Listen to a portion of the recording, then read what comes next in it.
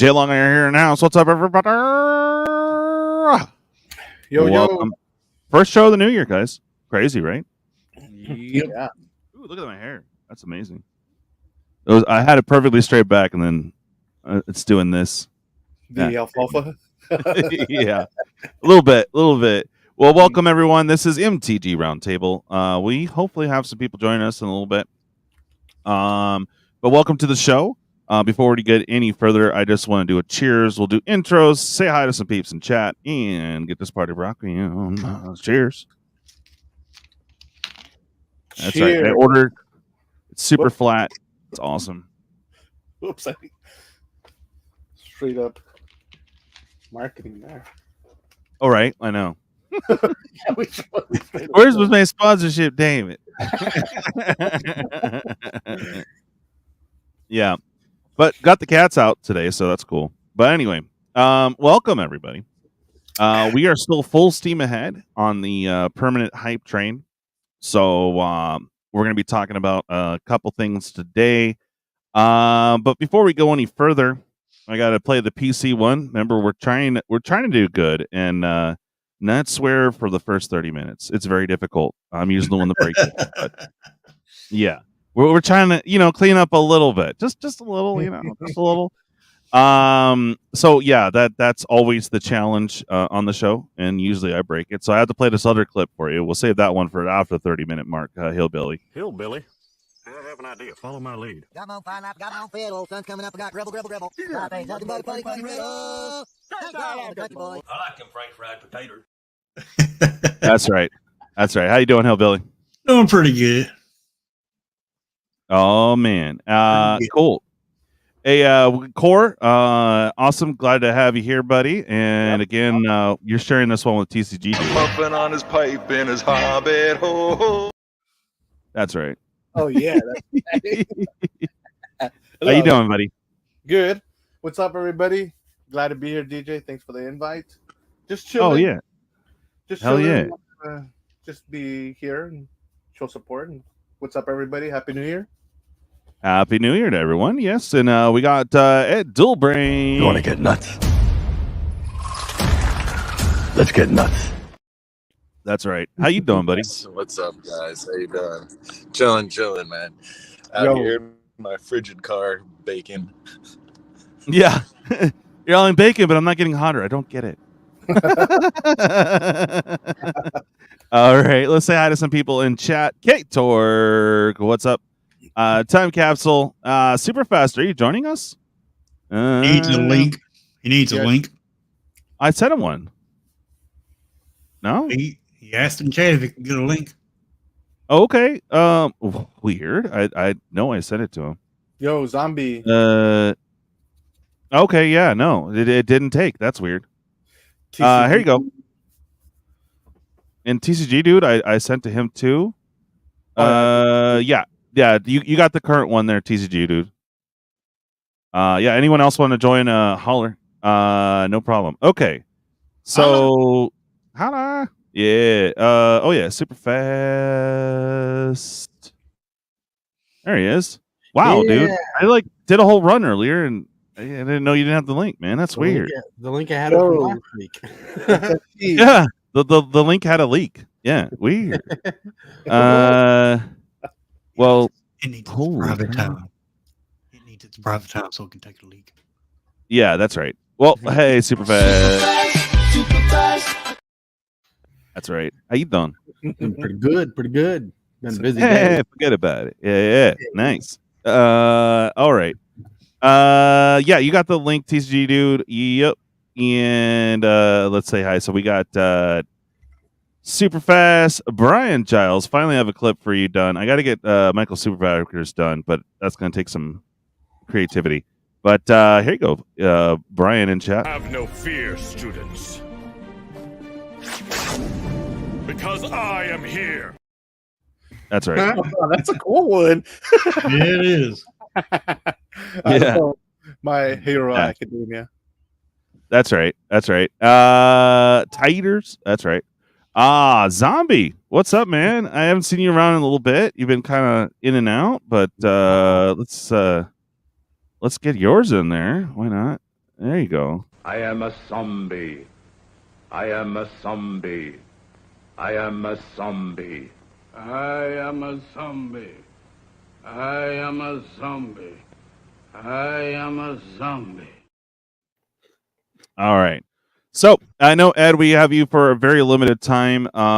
Let's tackle the pricing on the Playbooster because it's really confusing right now. Like super confusing. First, we were closer to 180, 200. We got to see where Amazon's at. I'm seeing prices as low as like just over 120.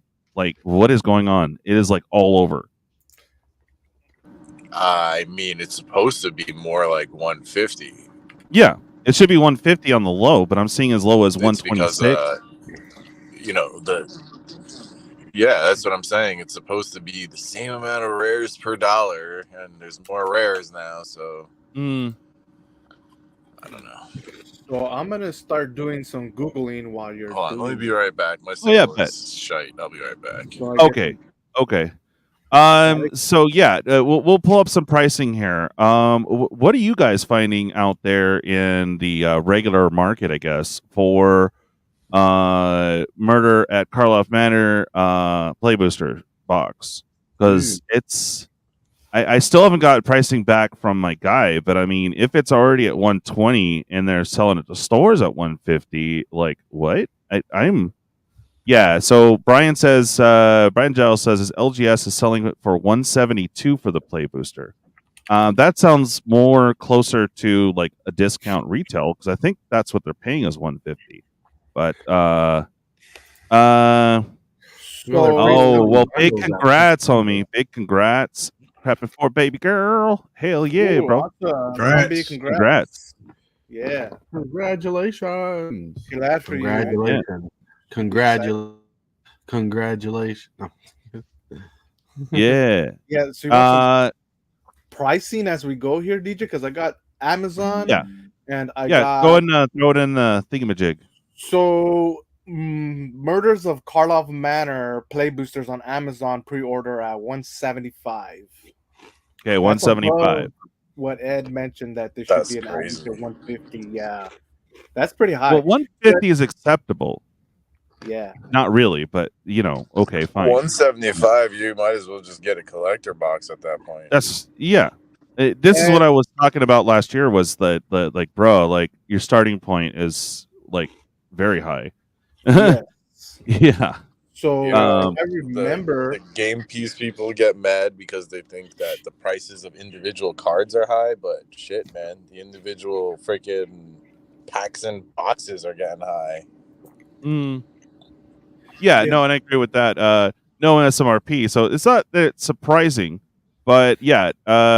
So you have 175 pre-order from WotC Direct. I'm sorry, Amazon. And what else you got, Core? So what's throwing me off here is that I remember a couple weeks back pre-orders of Murders were at 200 up to 210, I believe on Amazon. Yeah. So that's where it doesn't have any MSRP attached to it. At the same time, it's kind of throwing you off at what the actual asking price of this product should be, because so they started off at 210, now it's going down to 175 for a Playbooster, and like Ed mentioned, the average should be 150. And then I got here a website where I ordered from, that I just ordered just recently, stompinggrounds.com. Has them at 130. Well, yeah, 130. Okay. Yes. So that is even below what Ed mentioned should be the average. And I'm thinking that's just all over the place. It's got a retail on Amazon for 203. And they got a pre-order purchase of 175. Stomping Grounds got them at 130. The average should be 150. It's just, what's the LGS going to carry them at? Which I'm thinking is going to be 150, 160. Man, it's just all over. No, I mean, like, what is their cost? Is it going to be 120 or 150? If it's 150, then what the, because like they have to be at 175 or 180, right, on the low, depending on your LGS. Yeah. Yeah. Stomping Ground usually goes about 10% above cost. Okay. So what? They're at like 115 then? Is their cost then?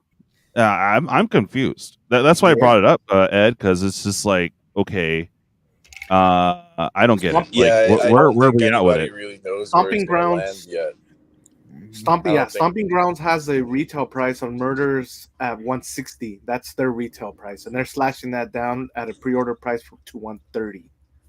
Okay. I think Yeah. people So 130. just don't know what's going to happen, and that's why you see prices all over the place. Yes. So if they're going to push the 150, 160, does that mean that people that have pre-ordered, we're going to have that whole debacle again where, they find out that their order really is going to cost them 150. They're going to cancel orders left and right, and that's just going to make the whole, ooh. Hey, what's up, Solar God? I'll get to your clip here in a minute. But yeah, what's up? Yeah. All right. So, Stomping, do you have any other prices? Oh God. So as for Murders, that's all I have. I just brought up Amazon and Stomping Grounds for the just for the quick. So 130 seems reasonable. I don't think it's that. I think there's going to be some shenanigans trying to push the higher price point. Well, So when I looked at the play boosters just now, I saw a bundle being pre-sold for $50. Yes. Yeah. That's what Amazon has them for. yeah, exactly. So the bundles, they want to creep that up to the $50 mark. Okay, and then you have the special I'm calling it bundle, but the clue thing for about 70, and now that's creeping up to 75. But yeah, I'm really confused on the box, man. Because okay, I'm wondering what my seller is going to be at. Because if the low was 130, then I can't compete, and people want to jump in on it. If it's going to be, if it's normal price 175 and we get it for less, okay, cool. But I just don't know where it's at. The market's not sure yet either. Mm-hmm. I think you have to wait until you see some boxes start being cracked and people get an idea of what's going on with them before prices start solidifying. Yeah. And I don't know if it's just wonky because people don't know what to do with it. Just because we haven't been able to mask and know what MSRP is on a product, we don't know how much free range chicken is being sold out there for what price. Yeah, right. Okay. Now, the second mystery to me is the draft prices on Ravnica Remastered. Not that anyone's really going to go that route, because obviously collectors is the way if you're going to jump into that product. But I'm getting different prices on that. Cord, would you mind? Yes. Yeah, exactly. I think gone are the days of the pre-order. I think that's also why the market's kind of freaking out, because the investors, most of them have kind of checked out that do that now. So maybe they are having a hard time finding the proper pre-order price, because maybe a lot of people aren't pre-ordering. I don't know. Mm-hmm. So I mean, why would you pre-order when you could just wait a month and buy on Amazon for so much cheaper, or TCG for 50% off? Yeah, no, I exactly. But we didn't see too much of that for Christmas, so I think they've learned their lesson there. We won't see a lot of that, but I am seeing lots of bargain basement deals from a lot of the people still holding products. So I don't know. I'm back there. I got a call, but I'm ready with pricing. I brought up TCG Player also. Okay. All right. Well, I was just there right there. So where we go? Here you go, Solar God. Solar God. And look at that. Right after that, Fish Games comes in, and I have it right there posted. Hey, what's up, Fish Games?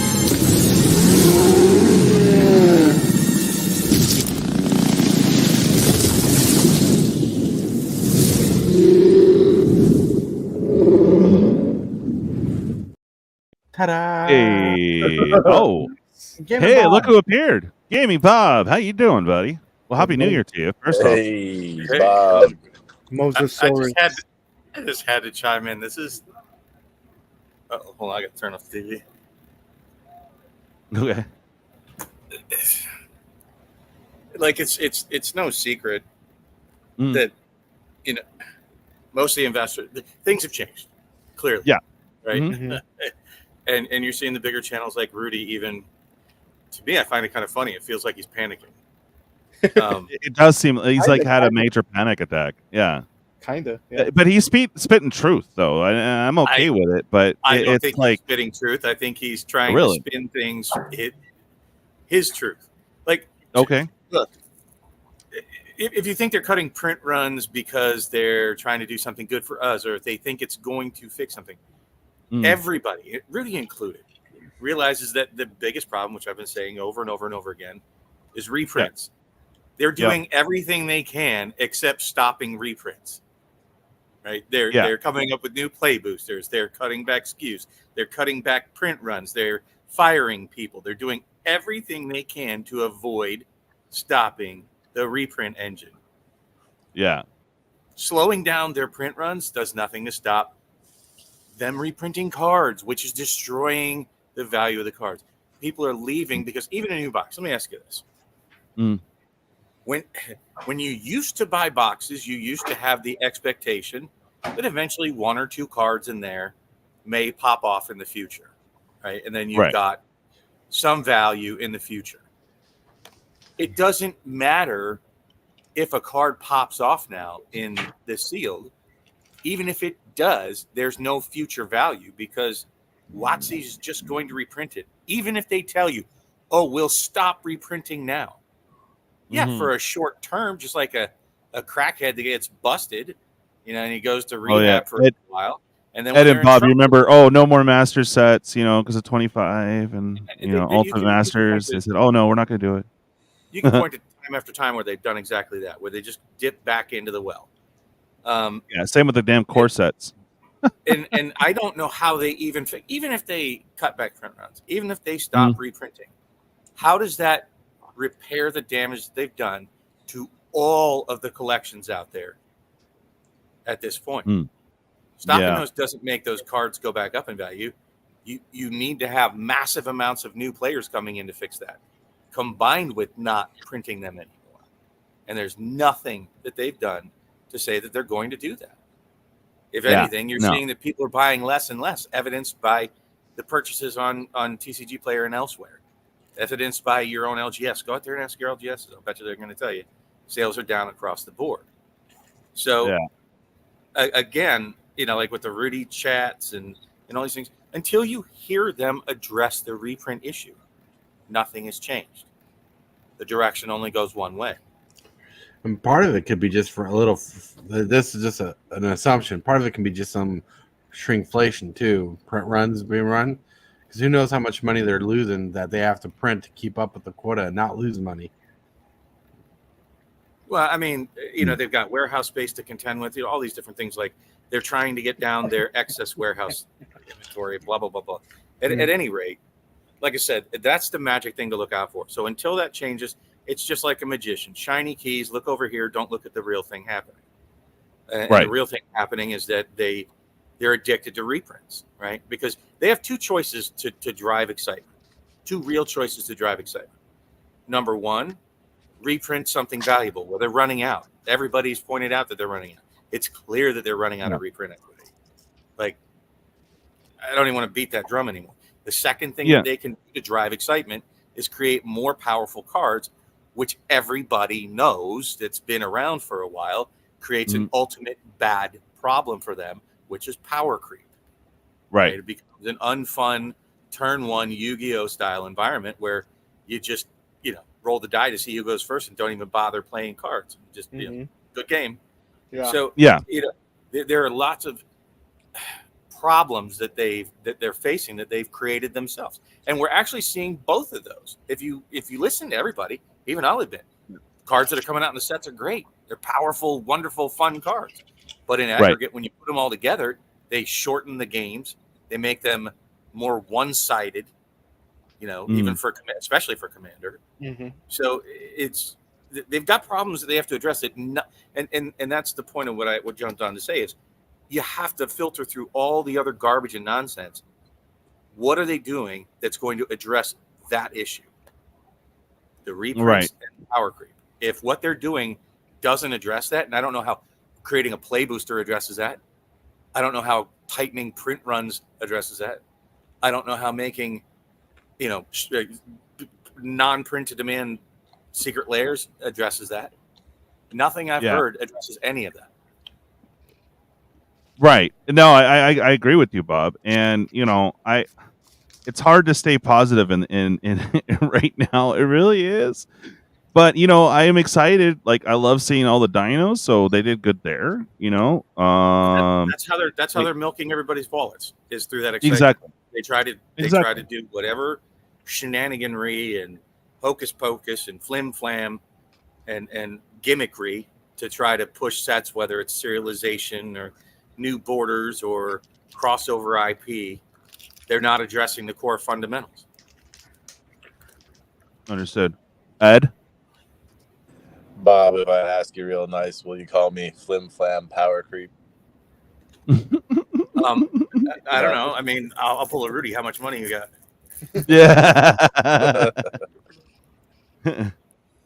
I mean, yeah, they're painting themselves into a corner. Even drastic stuff like new reserve list, like nobody's gonna trust that anymore. So they're kind of running out of options, and they're all half measures. And we all know you need to do full measures. Yeah. I don't know, man. I did think about something. I think I mentioned it on my show. And I'm kind of curious how Ed feels about this. Like, I think probably the biggest problem that they have is nobody trusts them. Nobody trusts them or the product anymore. Like, nobody trusts them. Yeah. So that's what I'm saying. Like even making something that they can address. And one of the steps I was thinking they can do, because I was listening to who was it? Oh, Alex from AshenWingz pointed out this game Grand Archive, which I have really no desire in, but they're doing something neat. They're showing their print runs, 100% transparency. I think that could be a first step for WotC. I know people say, "Oh, well, it destroyed them before." Look, they're swirling the toilet bowl now. They need to do something drastic to reverse that course. And I think that could be a step in the right direction. Serialized boxes, Bob. Serialized boxes. Oh, the whole box itself. Come on, shit sham flimmy flam, Ed. Get out of here. Can we just put the cards in a cereal box so we can say that they're all serialized? No? Okay. I want to have cereal that's serialized. Breakfast time. Yes. I want serialized cereal. Yeah. And I don't mean box. I'm talking about each individual piece inside. Just saying. It's exclusive. There's one of 10. You can get a serialized Hot Pocket. Get serialized God boxes. Yeah. I like how that worked, how certain content creators and only certain people knew about it, or they had those God boxes, if you remember back in Outline. That was interesting. Like, how do you do that? Oh, I don't know. We don't know. Really? Remember they did that original Theros. Oh, yeah, they did it in Theros. Yeah, okay. Yeah. So, Bob, how do we fix it? Well, like I said, I've said many times what I feel they would need to do, they would never do. I think where they need to start somehow is reestablishing trust, no matter what that takes. I don't know exactly how you do that, but like I said, at least, all right, exposing print run numbers. I think that could be a great way to do it, because even though I have never been interested in Grand Archive, by just hearing that they're producing showing the production numbers, it's now a thought in my head. At least I liked it that much. I love transparency. Yeah, transparency is good. It definitely could help. Like, it's not gonna hurt them at this point. I guess. Yeah, they've done so much damage that it's gonna take a lot to repair the trust. So any steps in the right direction, I guess, are good steps. You know what I mean? Anything that improves the overall situation. I You think can't get much. that- I guess you can get much worse. I don't know. I think if they, and this is where they'll never go this direction, I think they should have a rebate, but the rebate is turning in many of these cards that have been demolished in value. Like you send them into WotC, and they give you a specific redemption only product. So if you turn in all your, Grim or I'm not Grim, all the stuff they reprinted like in Dominator Remastered and the Masters products, right? Things that have been decimated by the reprint market, and then you just send those cards Force in like of you do Will's to getting there. your Urzas, whatever, and once you reach a certain amount, you get a box of new product to get those things out of the market. That's an interesting take. Yeah. I don't How know would you what fix it, Ed? Like, what do? You rewind the hands of time and don't F it in the first place. Yeah. Right. Yeah, So- exactly. That's the problem.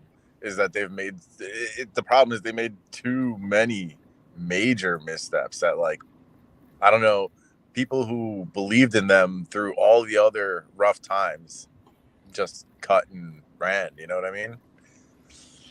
Like, Yeah, like what Fish and Brian are saying is, we've don't discussed print a this, card for like, 5 years. timers. Yeah.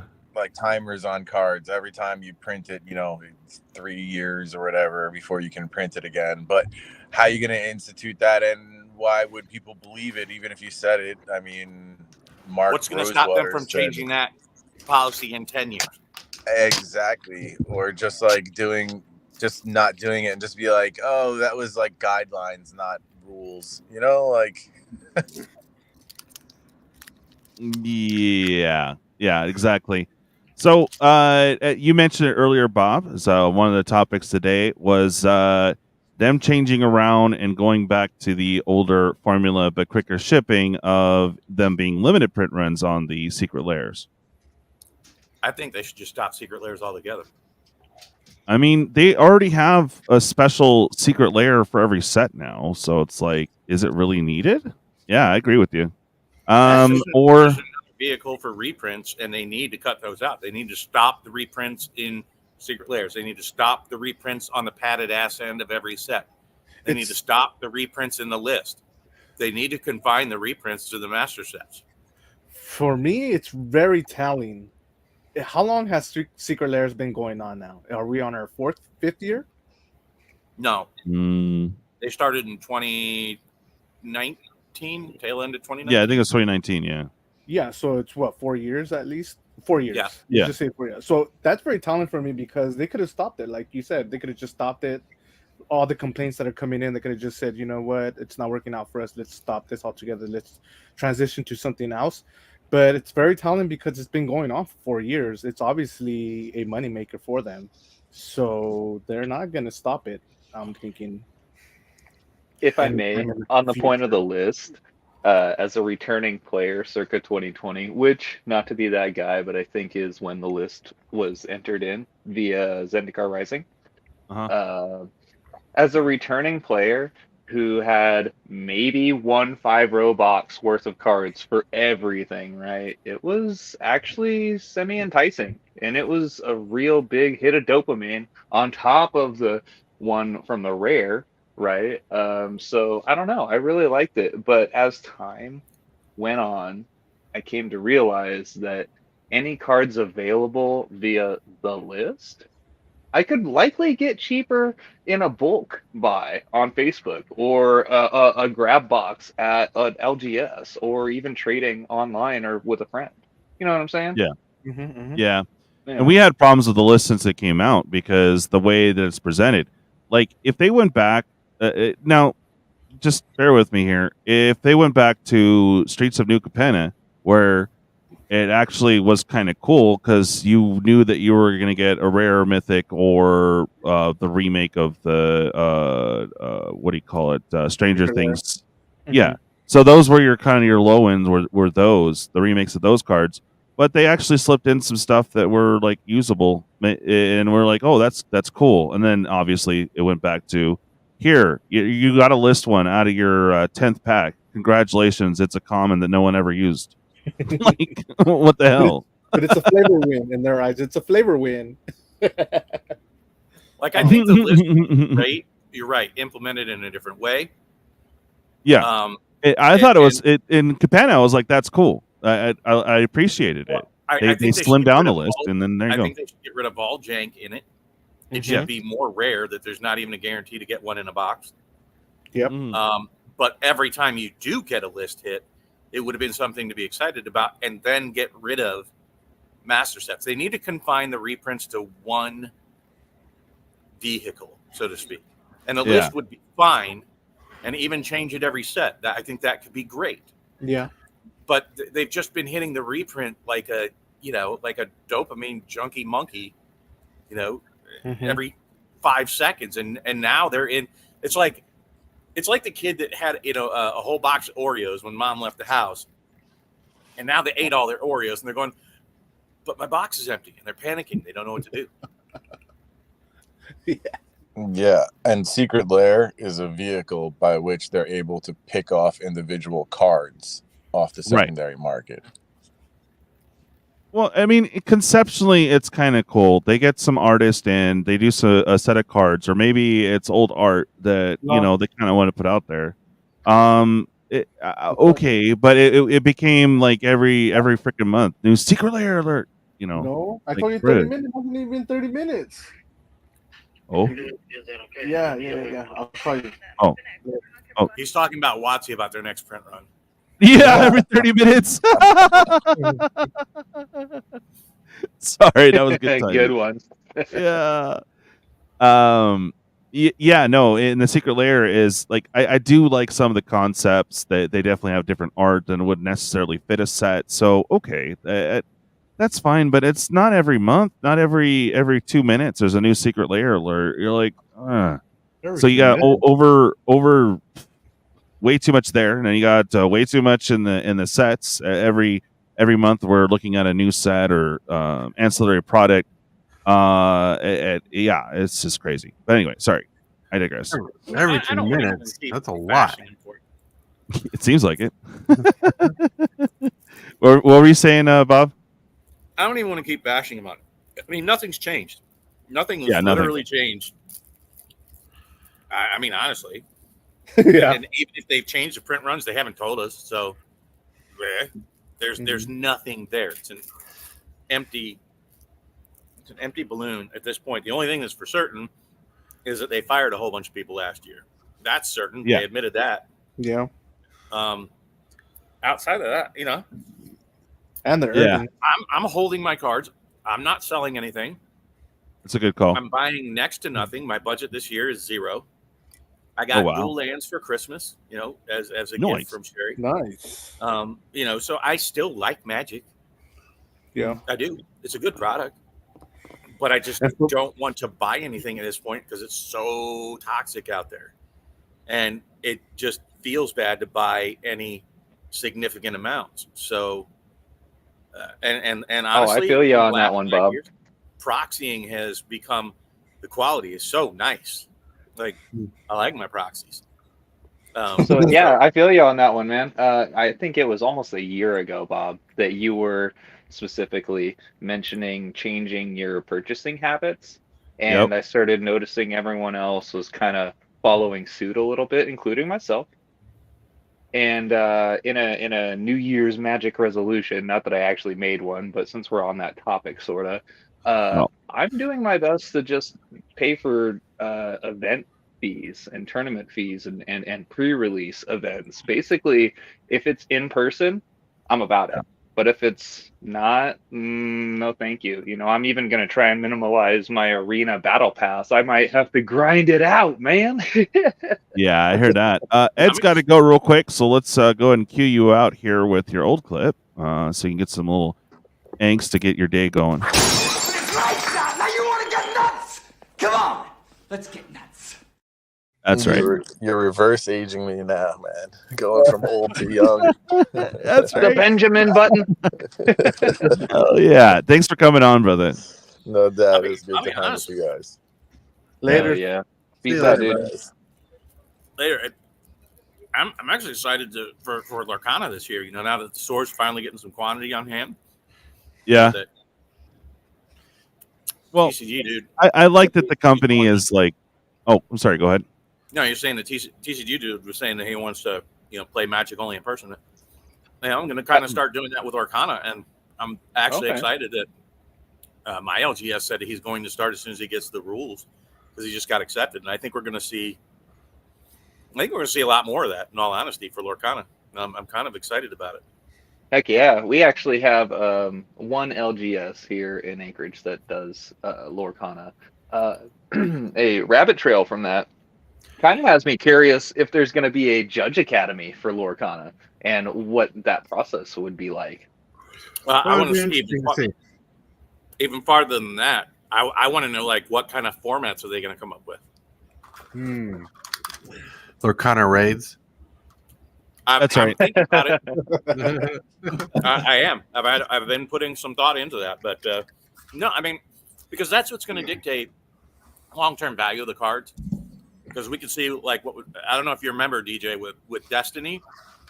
One of the biggest problems they had is as soon as the first set essentially rotated out, the cards became garbage. The value just went nowhere. Oh yeah, yeah. We're talking. What was that one? Force Speed was a huge card. It was like almost $40 a pop, and then it dropped to 20 to where people were like, didn't even care about it. It was like $1 card. Like, what the hell? That was so hard to pull. And hey, Kyle, how you doing? And that's because they didn't have a format where you could use the older cards. So I'm kind of curious to see what Lorcana's going to do. Bob introduces Lorcana Legacy. That's right. Prime says $300. Yeah. Oh, hey, real quick, let's say hi to Alpha Nerd here. What's up, man?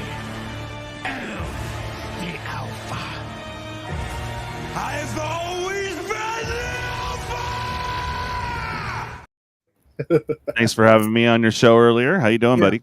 No problem. I would have been on sooner, but I actually got a call from a parent that needed to talk to me about situations with my job. Oh, no. Okay. So I took okay. Everything's fine. I took care of it. All right. Well, welcome, brother. How you doing? Good. So what are we talking about? We're talking. Bob, you were talking about Lorcana real quick, and then we talked about the secret lair. What are your thoughts on it, Kyle? As far as them going back to not print to demand, but it will be actually limited, and then quicker shipping. I mean, I'm excited that they're doing quick shipping, but after the disaster, which was the original retro Planeswalkers that I had with them, I bought literally 2 play sets so I could have my Karns and my Teferis. And then the set sealed, and I waited a year and never got them. And then they tried to fight me tooth and nail on giving my money back for a non-sent product when they openly admitted they didn't send it to me. Bro, wow. I would be peeved about that. Oh, I was very mad. So that left such a bad taste in my mouth with Secret Lairs that I've kind of like, you know what? They're on their own with this I'll wait till some shop gets a hold of the cards and I'll buy them then. That was with the War of the Spark one? Yeah, when they had Karn, Ral, not Ral, but that was the Faden. first one. Yeah, the first retro. So it was Dak Faden, Dak Faden, Karn, and Teferi. Yeah. Which that was one of my favorites on eBay. Solar says you need to buy sorcery, Bob. I remember I missed out and I had a similar situation there, Alpha. Yeah, I remember they were trying to do that. It was like trying to do something with eBay, and then they went and tried to do it on their own website, and then that crashed. Yeah, and that's where all that stuff happened. Same thing happened to me. Yeah, so I mean, I think that's a cool idea that they want to be able to get the shipping out faster. The idea that they're going to do a limited amount, I mean that'll help with the aftermarket too, because now these will be able to sustain some kind of value because there will be only so many printed. I don't think so. Really, Bob? Okay. No. I think all they're doing is purely hurting any reprint at this point. What card can they reprint at this point that... That was my question, too. Some random card that's only valuable because they never pre-printed it. Like, let's just say the Zodiac Dragon has no real playability that would justify its cost in game, let alone it's just so rare that it's like $2,000 to get one. If they reprinted that, okay, now it's a dollar card. I mean, Yeah, what? I mean, I completely see where you're going, but I was thinking about just in the cosmos of specifically the secret layer cards, because when they print to demand, if 1,000 people have them, then there's 1,000 people having them. So there's 1,000. But here's the thing: the print to demand didn't work because Rudy was saying that they were having like sub 5,000 of like secret layers being sold. So cutting it to a specific quantity, that really doesn't change anything. Fair enough. I mean, I can see where you're going with it, but their drops in sales for me is because they started rushing them out so fast. Like, what's the longest have we gone without seeing a new secret layer being announced for like the next month or something? Like when they first started, we had a nice 2-3 month gap where we heard nothing about it. Oh, yeah. And then now it's every other month, every holiday, everything. Yeah. Yeah, but they didn't say they're slowing down the pace of secret layers. Yeah, but I'm saying that I believe that's what affected the secret layer sales as well as they're reprinting cards and making them value. I think over push a product is killing it too.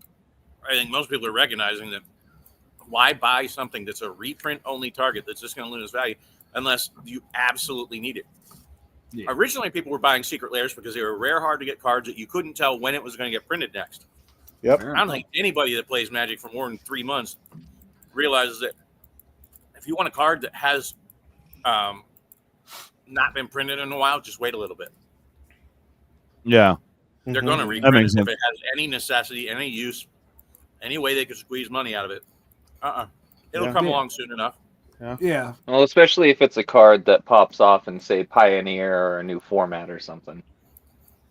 I'm just saying they're going if it has any demand and they think they could sell something for it.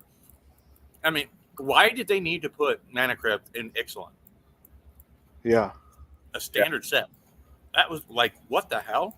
Well, okay, if I'm going to have a counterpoint to that, it would be for the customers that don't feel confident in buying a master set, essentially, because there's an obvious higher price tag with that. But if they can risk it for the biscuit with a set booster box of a standard set, of which they get to play the standard format, the latest and greatest, well, there's an argument to be made. That's not there. a real chance at that. Yeah, I don't know. The likelihood of pulling it is super low, of course, but the fact that it's an option is kind of cool for people and you're that close aren't enough on at the that point masters. to just getting a copy of it. Just buy it if you want that. Yes. No, absolutely. Singles are king. They are. But remember, a lot of people like the gamble. Like the gambling addiction is great for them. Like the chance like, I could pull a Mana Crypt. You're putting it in the same set that you're already putting Cavern of Souls in, and that, God rest his soul, Cavern of Souls. Yeah. I hate to think that Benson's comment there was actually swaying Magic developers and actually including Mana Crypt and Cavernous Souls in the set because it's a flavor win, and that's the reason why they decided to put Mana Crypt and Cavernous Souls in there. I hate to think that's. I want to give them credit for that. Honestly, that makes sense. I agree with that. Mana Crypt a flavor win. It's a crypt. It's always a flavor win in Magic. I know. I hate to think that I want access to Mana Crypt. It's not a flavor win. Where did it come from? All right, let's go down this rabbit hole. Well, the discover mechanic in which you can, maybe venture into a crypt. Okay. I'm going to also be on this. How come they didn't reprint every card that had crypt in its name then? Right. Like what it is what it is. No, is that's ridiculous. Come on, let's be real. Don't make it to the argument. That's not a real argument. Yeah. Well, I mean, if you're actually making that argument, because Mana Crypt is the best crypt of them all, you know, at least according to value-wise. No, let's be real. They put it in there because they were afraid of end-of-year numbers because they had a shitty third quarter that they had to push Ixalan to make sure that boxes That's the real sold. reason. It was the big red button. All right, Bob. It was the big red button, and they pushed it. Thank you, because that's exactly what I was going to say.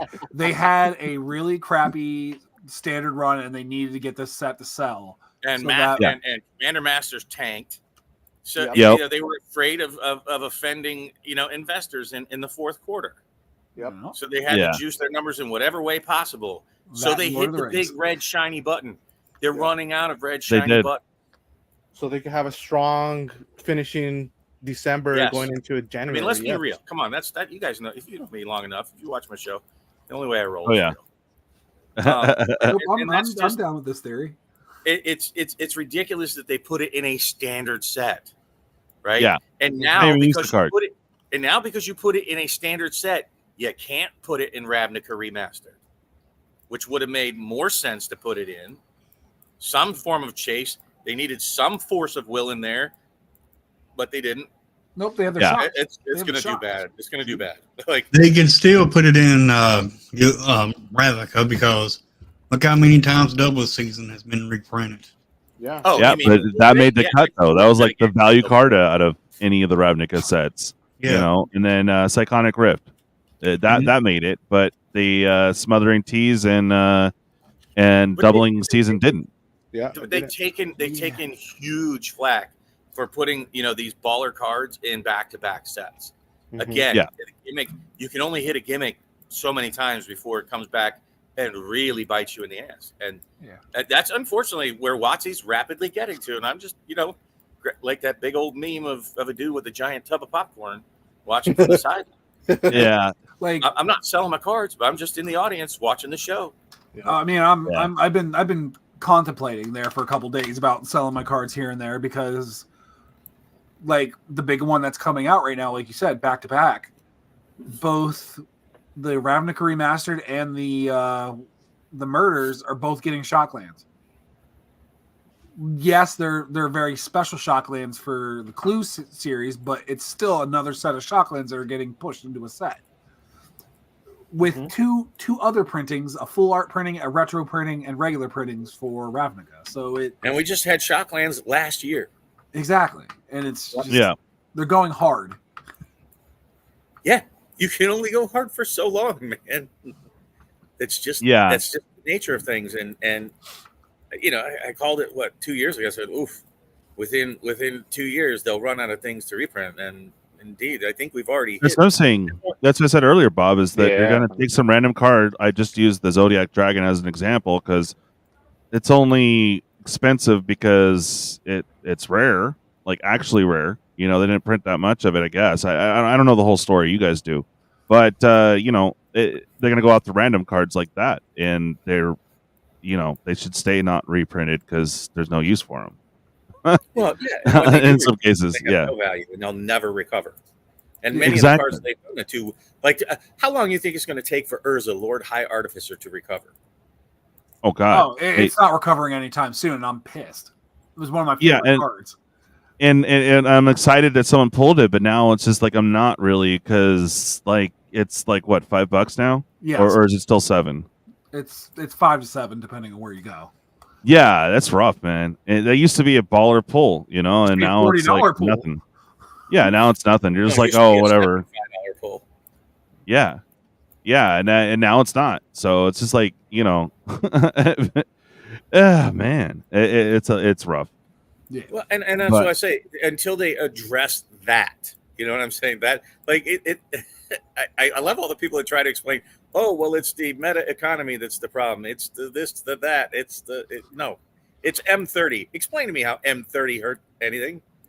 I'm sorry. It's too small of a print run, and they gave away most of it. It hurt itself by giving it away for free.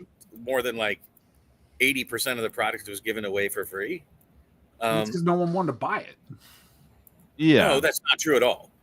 That's not true. Well, No. I can't lie, man. If I had really... the extra rack sitting around, I would totally have bought Magic 30 just as a big time fan. I would have bought it if it was $100.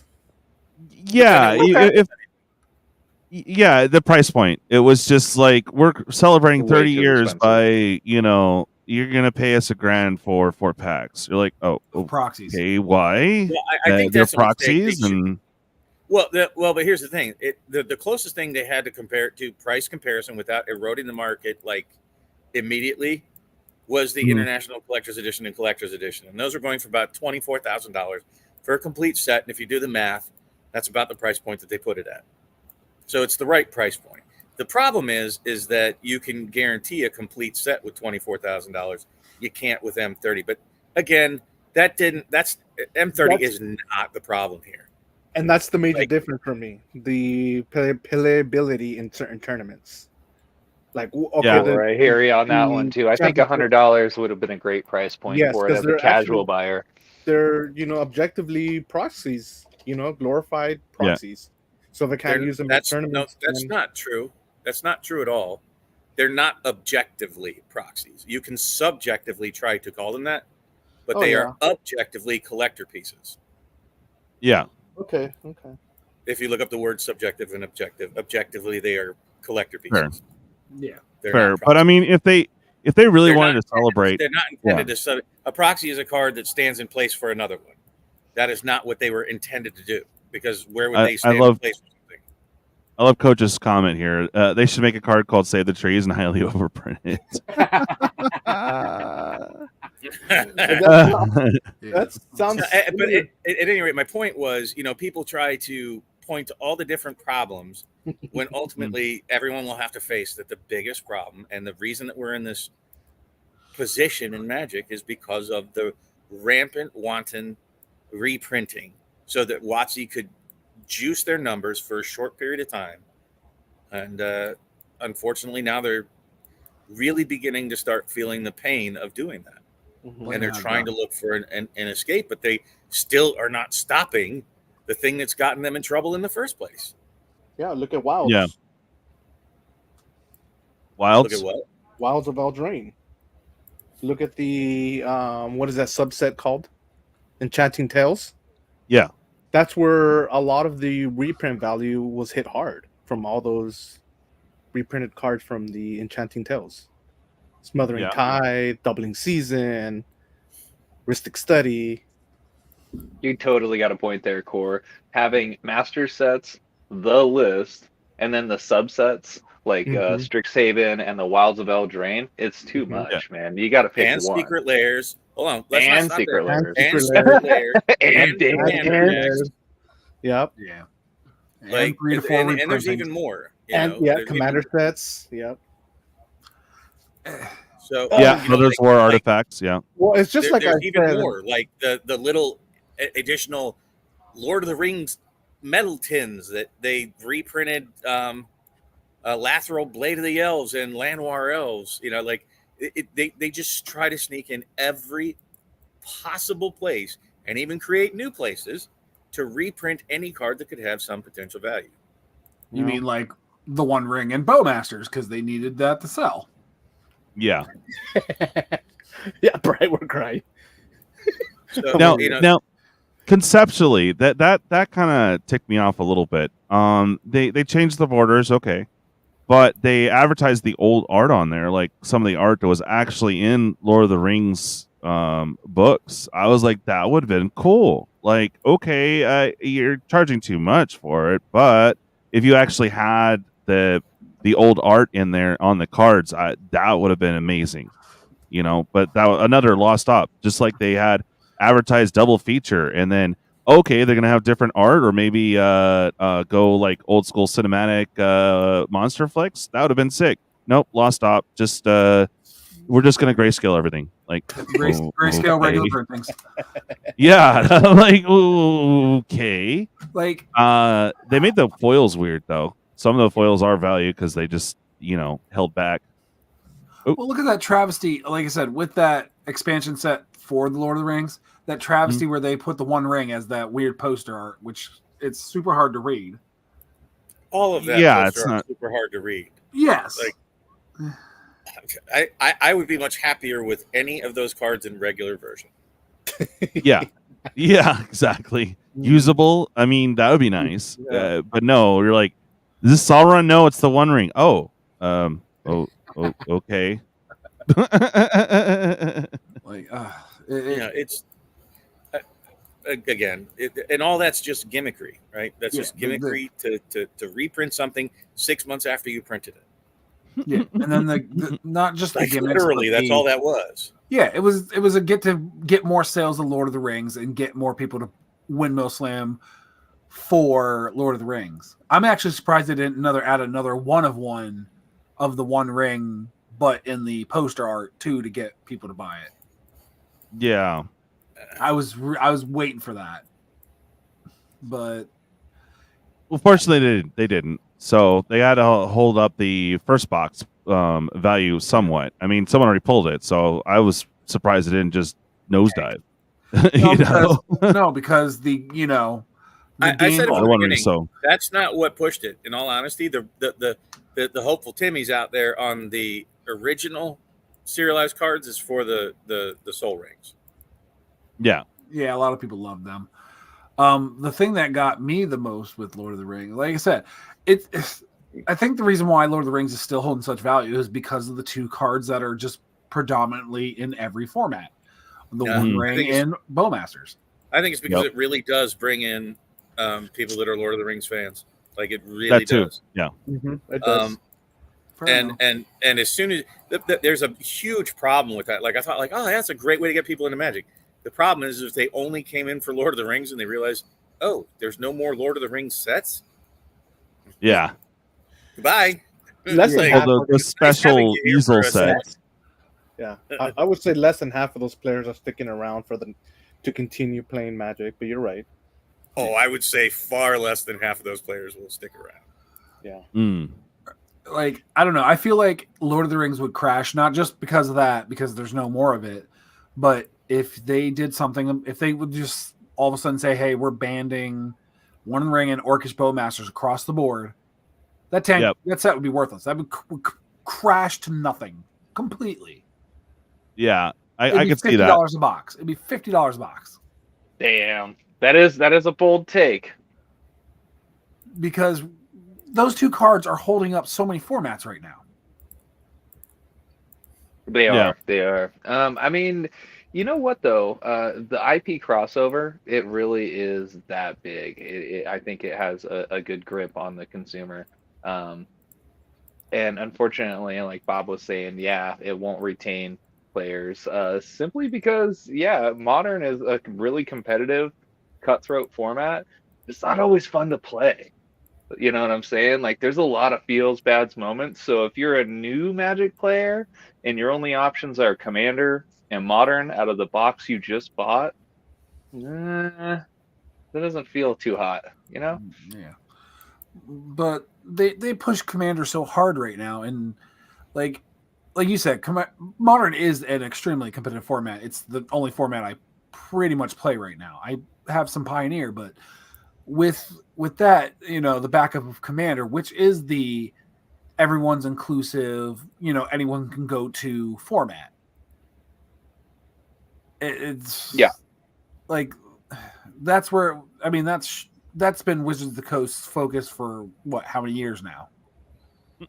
Now they're trying to too many to count. Exactly. Now they're trying to do something about Standard, and from what I'm seeing, Standard's in a pretty good place right now.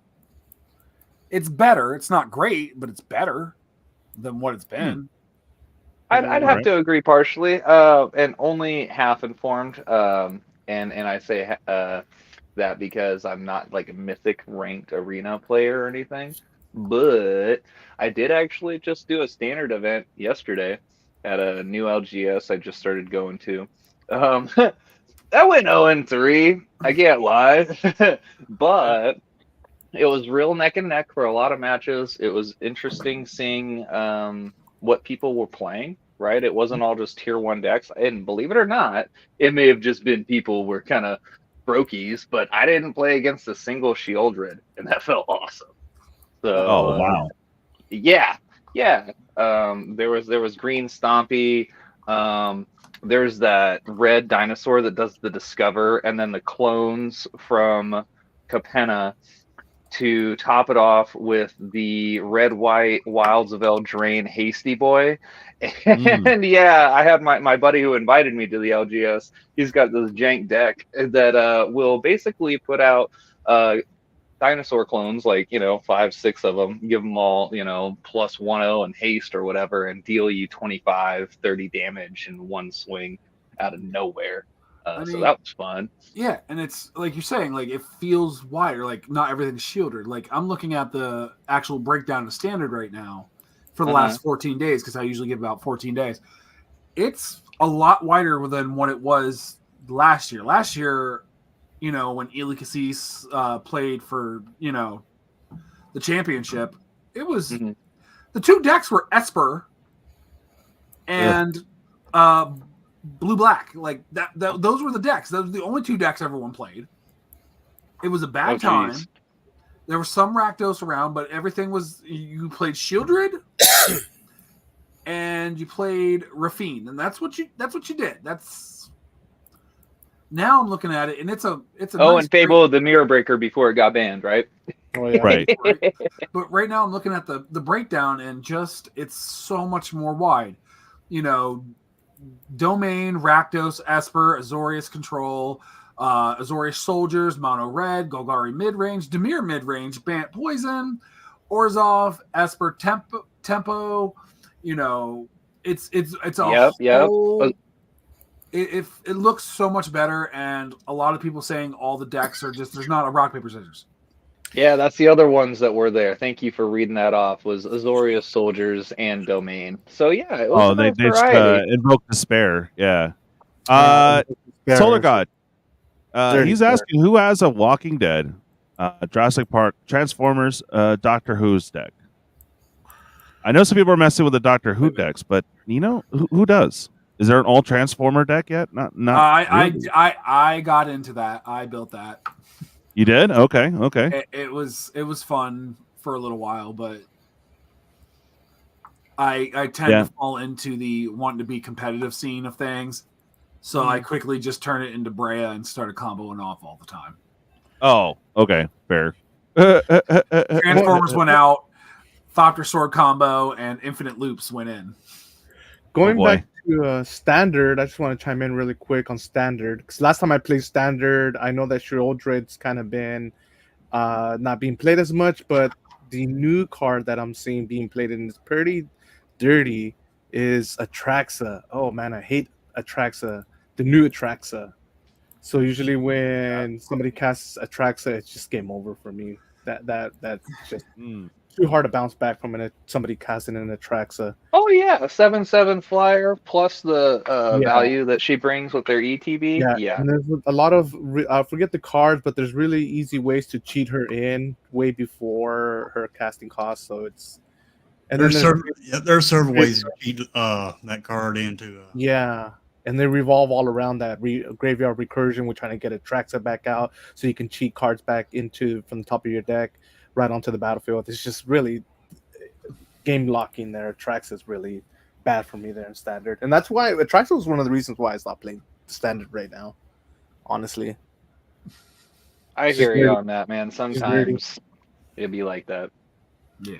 Well, I don't know. I haven't been on Arena for, almost a year now. So it's like, I'm seeing the stuff being played in Commander though, because I at least get to play that once a week. So I get to see some of the new stuff there. It's interesting. But we're all gonna group up on you, DJ, and be like, "It plays the arena again." No, it's just funny. I was making fun of Tortoise earlier because it's just the MO always is just to kill the host, no matter what show you're on. The host has got to go every time. Tortoise has got a taste of that. As is tradition. As is tradition, yes. You must. I'm going to remember that too. Yeah, that's right. Yeah, I mean, if it's a real threat, okay, fine. But no, just out of nowhere, like you're barely building up and then you're dead. You're like, but okay, I guess I'll just hang out.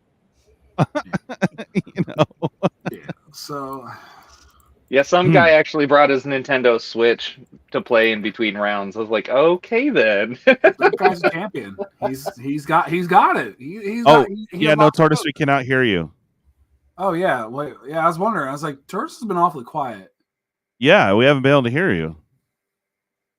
You want to pop back in? Might fix it. But I don't. Like I've been wanting to get. I keep trying to fool around. Like maybe I'll get back into Commander, but I know myself well enough. Like got to get competitive, and then I'll just build Brea again. Yeah, I have like a pseudo addiction problem where I build one specific deck all the time. Yeah. So moving forward, guys, we got a rush of stuff. I know I've already asked what everyone's excited for last year.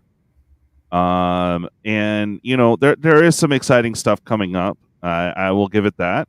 I think overall on some of these sets, on the more positive note, they are putting in the work. A lot of them are pretty decent.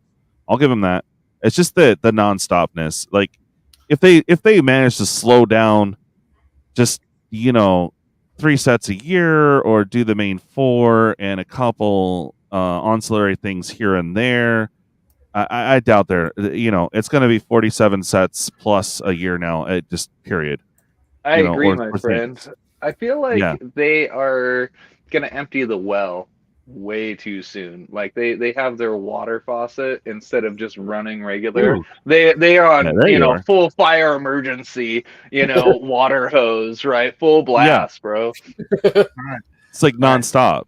Yeah. Hey, Tortoise. Now I got to catch up because I've said a lot of things. What? Oh man, we didn't hear you. Yeah, right. Which I didn't realize because there's times I just thought I was just being. Yeah, you're just like, dude, you guys are being dicks, ignoring me. What the hell? Audio circle moving upside down, so I thought you could hear me. Well, first of all, I was saying Bob's right. The reprints are too much, but I said it'd also be shitty if you're the one talking trash on these products and trying to flip them in the future. Then I say Ravnica Remastered is one thing I'm still excited for, but they just totally messed up the whole execution of it for me. So I'm really not wanting to buy it as much as I love it. Mm-hmm. Then I was trying to say at the end of there, I'm very hopeful for the future because we're going to the Cowboy World, Bloomburrow, the House of Horrors. We got Fallout, we got Assassin's Creed, we got Modern Horizons 3 coming out. But that's what we know what's coming out. We don't know all those stupid secret layers, little side projects coming out. Yeah. Yep. I'm excited because the Standard is doing great. Because I was talking about Standard. So Ixalan got me back into Standard to play Arena. Yeah. And Bob, man, he gives amazing foot rubs. By the way, thank you, Bob. Wow. I wish I would have cut you off just a second sooner. Damn. Well, you guys got a nice cherry. I doubt you can get far. No, it does sound like you had a lot to contribute, Tortoise. Sorry to hear about your audio problems, bro. Yeah, we weren't being douches. Right. Yeah. No, I'm generally being a douche. No, Bob is right. They need to slow down the reprints and they need to address it, for sure. Yeah, don't get me wrong when I say, it's not like I want them to never reprint anything. Right. That would also be terrible. Yes. But what they've done is they said, wait a minute, the players are making all this secondary market value. How do we get it instead? Right. Yes. And the problem with that is it's just like with anybody. I don't know if you guys are familiar with, let's say, any other collectible entity, like let's say the Franklin Mint, right? Mm. And they make a collectible. They make collectible porcelain dolls. They used to be high end. And they go, wait a minute, our Marilyn Monroe doll popped off. And now these people who bought them for $100 a piece are selling them for, $12,000 a piece. We need to spin up the manufacturing process again so that we can get in on that action. The problem with all the old action figures, they can get it for a short period of time, but now in the future when they go to make something for $100, people are like, wait a minute. Even if it does start to go up, you're going to just reprint it until it's not worth anything. Yeah. I'm not going to buy your $100 dolls anymore. I don't have faith in you. Right. And that's exactly what they did with Magic, right? They needed to drip in the reprints, and instead of the fire hose that they've done with it, they need to make meaningful reprints for cards like I think they should have. I think they did a good job with putting the fetch lands into Modern Horizons too. I think that was a good thing. They just shouldn't have reprinted it 40,000 times. Right. And they need to figure out the balance. And I think that I'll be honest with you, I think Magic already screwed the pooch. I don't know how they get out of this tailspin. Hopefully, future card games, maybe Lorcana, maybe Sorcery, maybe whomever is watching and learning and saying, wait a minute, we're going to cut our own throat if we do this. Because Magic didn't have anybody else to look at other than, I mean, they really did if you want to think about it in a collectible sense, because so many famous examples in the past, Beanie Babies, Pog, Holly Hobby, Pez dispensers, the list goes on and on. Even in a more meaningful way, the junk wax era of sports cards. They have enough examples to look at to go, wait a minute, this is a bad idea. Commemorative coins, what you name it, and even the U.S. Postal Service with commemorative stamps. Yeah. So remember when stamp collecting was a thing? Well, and here's the thing with stamp collecting, right? So the post office sold a certain number of stamps, right? But when they started making collectible stamps, they crushed their own collectible market, because once you make it a collectible, people really don't collect it anymore. So people used to go in and buy, lots and lots of commemorative stamps before they were targeted at the collectible market. Once they started making all these collectible sets every year, it became meaningless. It became junk. Well, and it's like, they should have been smart enough to follow those markets, realizing that not only is it a game and we need to keep the game healthy, it is a collectible market. Right. But it's like when I got into eBay. When I got into eBay and started flipping stuff, I learned that that if something says it's collector edition, it's been printed more times than the real version, the original version. So that's a bad market to follow if you're going to follow that trend. Yeah, like you said about reprinting into the dirt. Like I said, like they've done that with the action figures, like the old original Ninja Turtles and stuff. That the figures still in the plastic were worth a crap ton. But if you go to Walmart now, they have all these reprints that have the original. Print. Like they just created the old original boxes. There's nothing marking it as a reprint. They look exactly like the originals. Right. But they're reprint, and it's killing the secondary market for any kind of collectible figures, any kind of collectible anything, because there's these odd reprints. Yeah, I mean, they need to figure out that balance. And I hope that Magic does, because like I said, I've made it very, very clear, I don't intend to sell off my collection, right? So I don't want to see it just, turn into the junk wax era of cards. I'm not hoping that Magic fails. I don't have some axe to grind with them. And in all honesty, other than just like, okay, dummy, just like when I see any other dummy do a dumb thing, that's how I feel about Magic. I don't have any particular, like I said, no axe to grind. I don't particularly hope that they lose their ass. I hope they become responsible with the product. That's what I truly hope. I want to see Magic continue and be something that my daughter wants to have me leave to her when I die.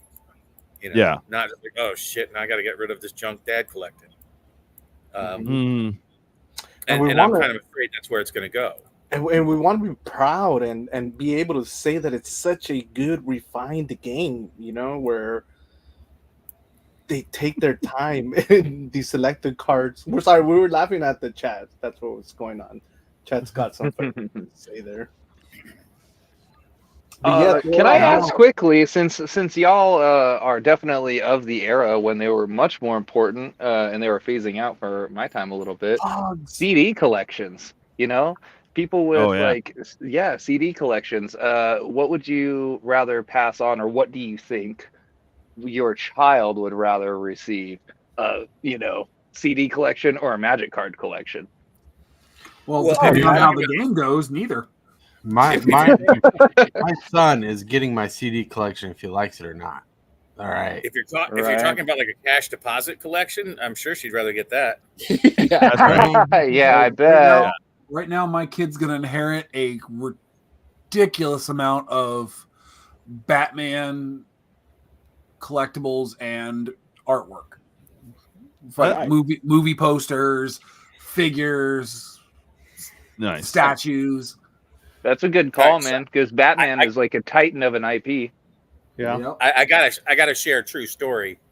The other day, I went up into my daughter's room talking with her. Now, she's a college student, and blah blah blah. We were sitting there talking about college stuff, and I look over, and just sitting there next to her drink is the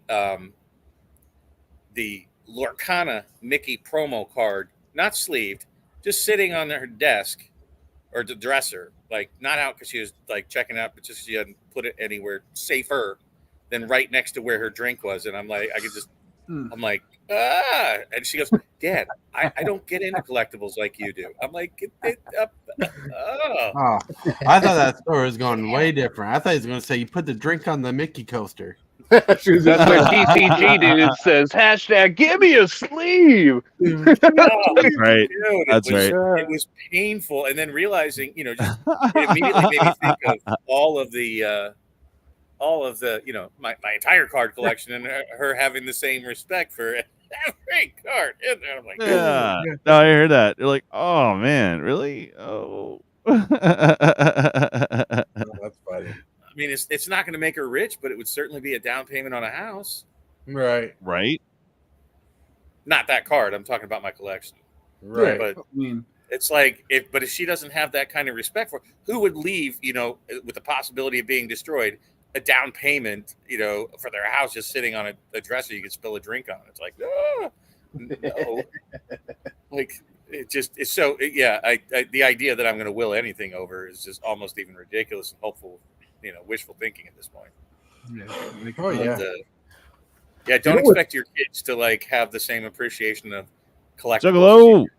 You know what I've seen as far as collectibles that people are still buying, going back to CDs, is DVDs. DVDs are beginning to get raised in value because of all the virtual copyrights that certain services give you. They'll take the content off where you can no longer own it. Like I think what the Sony PlayStation is just doing recently, if you purchase certain content on their services, they're going to delete it from your device as well, so you no longer own it. A lot of people are looking into DVDs as to own actual physical copies of media now. Heck yeah, man. A year and a half to 2 years ago, I was bringing that up because I was ripping DVDs for scenes and like clips and saving digital backups on a file, so I had them if I needed them. That DVDs are going to go up in value because physical media will always have a place, even if the internet's out. Yeah. Well, I mean, if the internet goes out, we have a lot more to worry about than having DVDs because I'm talking about like at your house. Let alone something to play it on. I have a feeling everything's going to catch on fire if the internet ever goes out for any kind of extended period of time. Right. No kidding. There's going to be so Come many on, people. guys. Y'all have a cell phone. That's a hot spot. So no. Like, that's silly. Yeah, Benson has a good point there. Whenever you buy something media off of the internet, you're basically just renting it, honestly, because you don't have any control over, what say, it might be deleted in future copyright things. Yeah, well, same thing with Arena. Yeah. Does anybody happen to know what the life expectancy of a DVD is? Sorry, Bob. That's good. Is it like Bob. 20, 30, 40 years? I have DVDs over 30 years old, so don't get the HD DVDs, but like the ones that are specifically HD DVDs that get disc wrap, but regular DVDs seem to do fine for years on end. Nice. Really? Thank you, Tortoise. Actually, I was watching a show on that. I think it was like Life After People. They were talking about CDs and DVDs, and that basically that they can't, like, you might have one that's 30 years old, but there might be some from the next batch that didn't make it 10 years. That the material in them. I mean, but I've got CDs. Well, the same way that Magic cards have a different consistency. I mean, just I don't know what the variability is on CDs and DVDs are, but they can last as long as 50, 60, maybe 100 years, and as little as 10 to 15. Right, So, HD DVDs seem to have a disc routing problem because something in the mix gets to a lot of them. I think what you'll run into sooner is that you'll lose the capability to play it back. Right. Yeah. Like, not that the disc itself would go bad, but that just it'll get harder and harder to find a device to play it on. Yeah, it'll go the way of the 8-track player. Well, like I have a portable DVD. Or how about like a player laser just in disc? case. Oh my god, I forgot about laser Beta.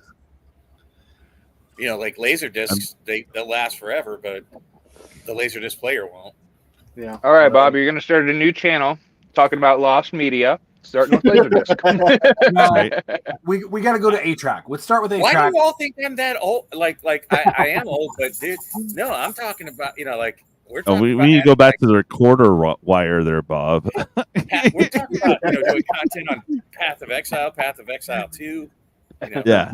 Diablo 4 Season 3, Season 4. Yeah, And my dad had. we're that hip, track on you top of the dag mic. blasted kids. Whippersnappers. Get off my lawn. I can't imagine Bob's much older than I am, so I'm 52. God. What? you're only 12 years older than me. That's not much older than me. Yeah, and if he was a vampire, it was 100. Was it 1,337? I heard they don't age well, so like he would have been some young pup-looking guy still. So come on. Bob, barely middle age. Yeah, just middle age. I don't really look at age and worry about it too much. Nice. Yeah, no. Like I could die tomorrow. Who knows? No. But I could last another 20 years. It doesn't matter. God bless I you. feel good. That's all that matters. But Yeah, it, you feel good. like with age, there's a lot of people who get set in their ways. And Right. I feel like I'm not one of those people. I'm going to learn new tech. All these people is like my brother. He just like refuses to learn shit. He's like a year and a half older than me. I'm like, damn, Mr. Roper. Yeah, call it hamburger time. Call it hamburger time. But it's kind of weird, in today's world because I don't know, probably the average age here, if we average it all together, is like 35. Yeah. And those are the people that I relate to most. Even though I qualify for free coffee at McDonald's, it's like I don't want to talk bet. I want to qualify. Something to look forward to. Woo. Free coffee at McDonald's. It's like, how do you? I don't think you understand. When I get old, I'm gonna be driving like I'm crazy, blaring 90s and early 2000s rap music, and I'm gonna just act completely nuts for no reason. Like, And how's that different from what you do now? because I have a reason right now, and I make it very clear I have a reason. Yeah.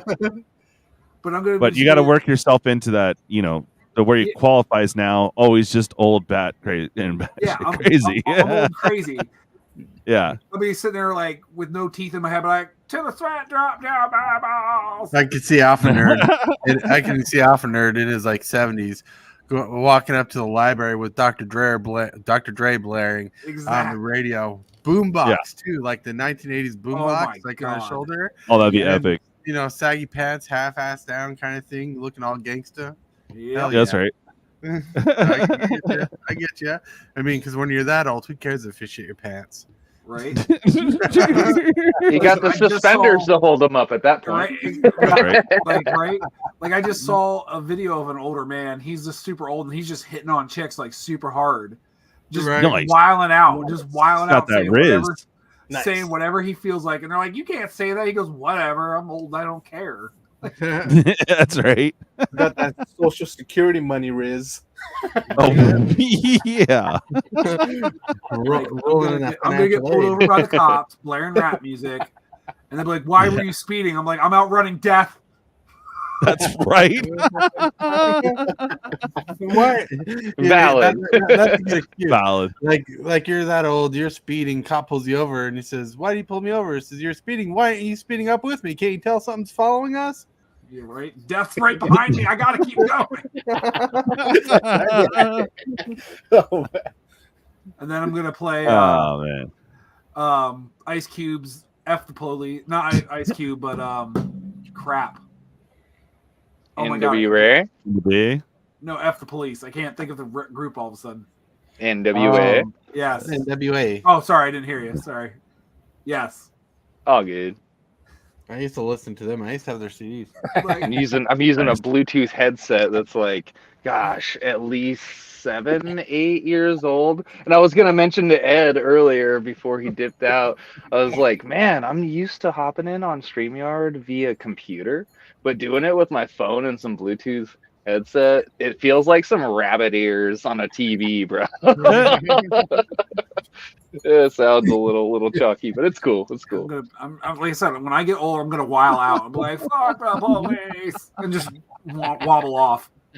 Good Juggalo. Good Juggalo. Oh yeah, I forgot all about that. Yeah, that's the handicap plate straddling for the base. That's you right there, Alpha.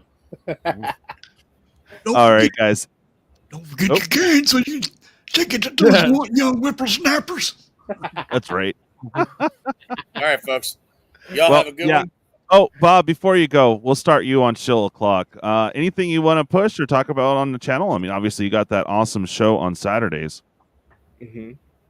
Yeah, don't buy Magic cards. That's it. Wow. Buy Magic cards. That's right. That's right. Yeah. All right, Bob. Thanks for joining us, man. It was awesome. Everybody Later, take Bob. care. Take care, Bob. Thank you. All right. Happy It New has Year. come to Adios. Chill O'Clock. Let's go. I know Core and I have a major game planned this Saturday. Ooh. So we'll get to that. We're gonna have multiple games again for hopefully the last day of Squirrel Musk, because we are super close, guys. We're sitting at about 904. We were shooting for 1,500, but I found some sales. So if we can get up to 1,200, we'll get all the things handled. So frick yeah, I'm stoked, guys. We got about 45 pulls left in the Squirrel Musk games. Once those goes, we should have enough. But Hillbilly, let's start with you. All right. Shill. Well, I've changed my stream around here lately. I do one stream a day on Arena. Mhm. And my second stream that I still do, it's not Arena anymore. It is Commander. And anybody that wants to play Commander is more than welcome to play. I play, pre-con decks. I'm still new to Commander still. Yeah. And anybody can come and play. If they want to, all they got to do is get a hold of me on my Discord and let me know they want to play. Then I'll send them a link to the spell table. And I'll be another year older Tuesday. Whoop, whoop. Yeah. Ooh, awesome. And yeah, Core, I'm gonna get to you in a moment. And congrats, bro, on your growth on the channel, Hillbilly. Alpha Nerd, send me a link when you got that our video from or podcast or what was it? Kyle? Yeah, it's podcast based. It's just I don't do live because I like the ability to edit out some things when stuff goes awry, because we've had a couple when we did the radio show where. So I found out today when you posted that I wasn't even in it. I was like, whoa, that's some good editing. No, you'll be in it. You're fine. No, I know. We Just laughing. We just had some mishaps earlier with some other guests. Really? I'm at 329 subs now. Nice. Get it, Hillbilly. We just had some people just say some really wild stuff, and it was on open radio, and I was like, yeah, I think we're gonna stick with being able to record. Yeah, no, I heard that. So yeah, talk about it. It is your shill time. Shill. I run the Alpha Nerd podcast, where we are a central PA based nerd community. We talk about gaming and entertainment. We're getting back in the swing of things now that life has settled down and we're past the Christmas season, so I'm able to start really dedicating time to it. And we have no objection about talking about whatever we want. We're nice. I mean, you were just on today, so you got to kind of see it. That was still very mild for anything we've talked about when we really get going. So, I mean, we're going to get into some more. We're going to do some wild stuff. I have some stuff in the pipeline that I want to work on, guests, and something more exciting, more visual. Yeah, that sounds good. All right, yeah, Hillbilly, I was going to say, post your link. And Alpha, you're already on top of it. Nice. So have a good night. I'm going to jump out. All right. If I can find my link. Have a good night, gentlemen. All right, y'all, you're out. All right, Alpha. Thanks for hanging with us, brother. No problem. Later, Alpha. Bye. All right, TCG dude. I know you don't have much here, but chill. Wait, Hey, y'all. Hold on. No, TCG dude yeah, what's up, bro? has a link to TCG Player that he was supposed to send me so I could correct it a long time ago, so I could put his TCG link in my morning show. Not the show right now. I saw that in your show notes this morning. Thanks for reminding me, friend. Yeah. But no, outside of the TCG Player account, I do have a seller account for eBay and TCG Player, but I'm not trying to show you cardboard. Actually, I'm just another, card gaming dude that's on the line chronically. You'll catch me on Arena once in a while. If you want a 1v1, I can be the Gary Oak to your Ash Ketchum. All right. Otherwise, as far as streaming, I'm definitely going to be doing a Fallout stream soon in honor of the Fallout Commander decks coming out. Nice. Heck yeah. So I'm really looking forward to that. I'm thinking starting with Fallout 3, and then we'll do New Vegas, even though people like New Vegas more. So, anywho's, yeah, that's about it. You can catch me on x.com, formerly Twitter, at TCGDude, or in the various Discords if you want to message me. Thanks. No problem. All right. Whoa. Chill. So, as you were hearing me earlier, I said I have a morning show that happens about every single day of the week: Monday, Tuesday, Wednesday, Thursday, Friday, Saturday, Sunday. Every morning, when possible, I have a morning show that starts at 11 a.m. CST. Which, if you're a guest on the show and you become a regular guest like TCG dude, I try to put your links and affiliate links in there in the chat or in the description. So, like Tybalt Spiritus, if you want to shop Dark Ritual, so TCG Player, you'll be able to find that link. Dark Raven, our channel sponsor, you can find her link in there. But we have fun talks, conversations that we try to make topics every day for you. Wednesdays, I do 3 lives. Yeah, Wednesdays I do 3 lives. I got the morning show, Prime Tortoise, and Metroid Prime. I'm playing right now. Fridays, I got Metroid Prime in the evening, and I got the morning show. Saturday, try to do Commander Night. Around 8 p.m. Central Standard Time. Trying to make something out of that, and that is Tortoise chilling out. So check my link out. See if you like what you well. See if you like it. I'm not going to force you to subscribe, but it's free, so it doesn't cost you anything. So go try it out. Have fun. It's interesting too. It's interesting. Oh yeah, Hillbilly is on the live. That's right. Core, are you ready?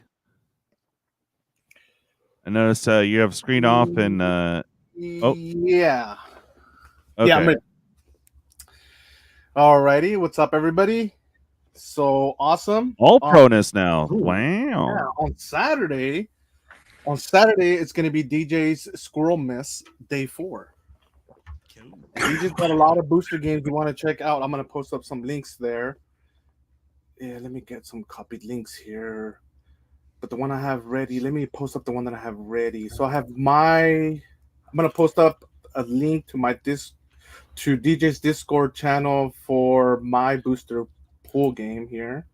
Yo, it's super fun, guys. Yes. Okay. So there it is. That's the link to the Discord channel, DJ's Discord channel for my $7 booster chaos game. Each purchase gets you a random booster pulled from each one of these slots, depending on the dice roll. 1, 2, 3, 4, 5, 6. And I got this new booster dispenser here. That's pretty cool for this game. And same thing like before, you're going to find extra goodies, extra pack goodies. I'm going to pull the top one off here. Something like this that might say, go again. So when you find these, you'll get a roll again for another booster pack. And plus, you'll get the pack underneath. $7 a pull. On Saturday, I got a little discount going on here on the link. If you click the link, you'll see that there's a discount going on now. If you pre-purchase 7 booster pulls, you'll get one free if you pre-order before DJ's stream on Saturday. Pretty cool. You can find anything. If you were here last time, you can find anything from Core Set 20 to Commander Legends, Dragons of Tarkir. There's some Double Masters, some Collective Boosters, Midnight Hunt, a bunch of goodies. Let's see what I can pull off the top of here. Just notice all the good ones are on top. Gumball, football machine. No, there isn't. Look, I'll even prove it to you that right here, off of the top first I'm one. joking around. I know, but just to prove it. And plus, before I didn't have some more of the standard sets, so I am waiting on the shipment of Wilds of Eldraine. So Wilds of Eldraine is going to get in here, and also Dominator Remastered is going to be put in here also. But it's not, like I mentioned before, this is not a game where you want to get certain sets. This is a chaos booster game where you're just going to get random boosters throughout Magic's history. I am still gathering up older sets like Kamigawa. I'm going to include some Fallen Empires, some Ice Age, even as far back as Mirrodin, Shadowmoor. There's going to be a lot of goodies in here that you can find. Aside from that, there's going to be the sub game, the Gumball Funball machine. Thank you to TCG Dude for the game name there.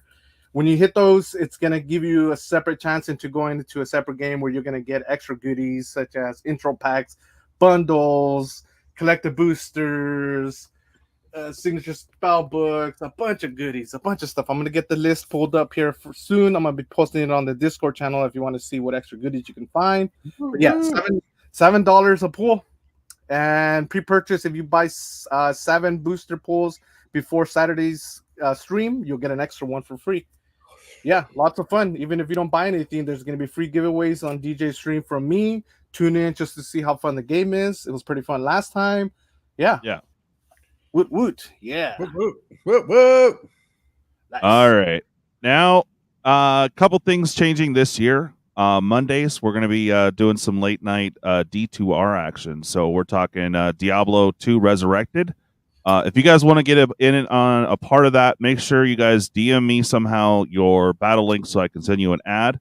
And it's I don't know how we're going to do it. We might just have some cow runs. We might do helping Cat beat the game. That's one thing we're working on. And I know Brian just started a ladder character. So if you have a ladder character and you're on PC, unfortunately, it's not cross-platform. But we're going to start that starting this Monday. We still have late night EDH. I just took a break for the New Year's, but we're back at it this Sunday. If you guys want to play, always at 10:20 Pacific Standard Time every Sunday. Just we'll go 1, maybe 2 rounds, and it's the one time I get to play Commander a week for sure. So this Saturday, it's going to be same as tonight. We'll start at 8 p.m. Eastern or 5 p.m. Pacific Standard Time. We do need to close out the Squirrelmas game. We have 45 pulls left, $7 a pull. There are specials. You can actually see them right meow. If you did hashtag Squirrelmas, you guys can see what we're doing there. But yeah, we got to finish it off. We're really close. Like I said, I found some of the stuff on sale, so we don't need to hit that 1,500. We can hit the 12. It would be awesome. We're sitting at about 904 now, so we need to close this game out. And then, hopefully we'll get some commissions. I'm talking to Twiddler and Investable Collectibles, so we'll have a couple different games as we try to wrap this up. I really want to spin those prize wheels. There's like over $800 in the game, so I want to see you guys hit those the big baller prizes on the wheels for real. So there you go. Nightbot finally picked it up. So yeah, do hang out with us on Saturday. It's going to be crazy. Yeah. I posted up the link straight to DJ's Discord for his $7 pool game there. That's for Yeah. Oh yeah, we're almost done. We're there. So I'll be able to work with some content creators and get some equipment out to them. So I'm pretty stoked. We're so close, so close. Nice. Plus, I want to get this game done so I can finally work on like Dino deck. You know, my stream time is at 9 a.m. Central Standard Time. Then the Commander game is at 2 o'clock that afternoon every day. Awesome. Nice. Yeah. So tune in Saturday for sure. It's going to be super fun. Whether you can participate or not. Core's game's pretty fun to watch, guys. It's pretty crazy. Yeah, and it's very limited. I want to say that too. I'm not doing it actually on my own channel. I'm just doing it every chance that I get, and that depends on my free time from work and matching up time free for DJ stream too. So, and I don't get a chance to do this very often, and I'm grateful for DJ for inviting. Oh, for sure, bud. For sure. Anything else that we want to talk about? We got the shill o'clock, so we're pretty much good. But we still got 20 minutes if we want to do something. I don't know. Yeah, I think we're gonna go and wrap up. Let's get to dinner and all that fun stuff, guys. Thank you for watching our very first episode. Knocked out, boom, and yeah, eat your Tootsie Pop. That's right. Eat your M&Ms. That's right. That's right. All the diabetes. That's right. Hey, no, seriously, guys. Thanks for joining us today. I had fun. And it is funny because we run these games and stuff like that. And as you said, Tortoise, it's just like you bag on a product and then you're selling it, trying to come up or do whatever. And I was like, I realized that, and it's rough. And it's like, I'm not bagging on the product. I'm just reporting on what's going on. So I didn't say you. I said just imagine. Oh no, in general. Yeah. In general, it's hilarious. There's a lot of people who there's a lot of people in general who will shit on WotC's product, then sell it on TCG Player or something like that. Yeah, I know. Or us with the with our games and stuff, and it's just like, but you were just bagging on it. Why are you selling it now? And like, you have a point there, but I'm not. I'm just reporting on what's going on. Hey, we try to run events to help the channels out, or get some funds going, something. But I'm really excited that we can hopefully, if we can get those last 45 pulls sold. Bam, we're in the money. I get to ship out some stuff to channels. I'm really excited about working with you guys and getting you guys set up. So, awesome. All right, danger meeting time. You guys have a good one. Bye. Later, everybody.